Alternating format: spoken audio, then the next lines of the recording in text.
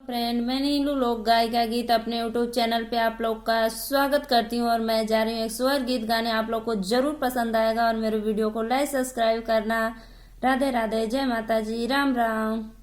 सब बीचे बैठी है सासू त बहू से रजकार बहू से रजकार हो मोरी बाहू आंगन में बैठी गो तिनिया हो निहुर गोड़वा लागा हो निहुर गोड़वा लागा न हो मोरी बाहू आंगन में बैठी गो तिनिया हो निहुर गोड़वा लागा हो निहुर गोड़वा लागा न हो।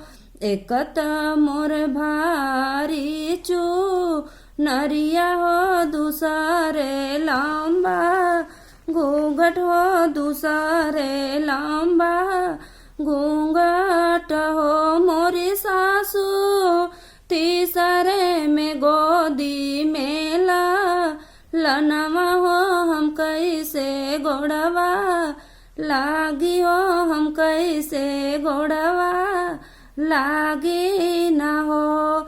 छोड़ी देहूँ भारी चू नरिया हो ऊपर करा घूंघट हो ऊपर करा घूंघट हो मोरी बाहू ललन के पालनाऊ लारा हो निहुर गोड़वा लागा हो निहुर गोड़वा लागा न हो।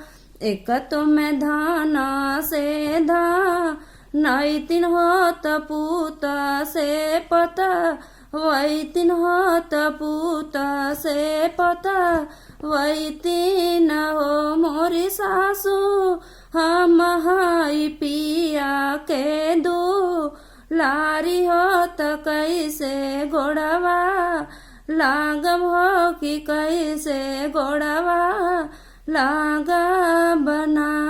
हमरे ही धान से धा नैतिन हो तनाती से पोता वैतिन हो तनाती से पोता वैतिन हो मोरी बाहू हमारे ही बेटा के दुलारी हो निहुर गोड़वा लागा हो निहुर गोड़वा लागा न हो।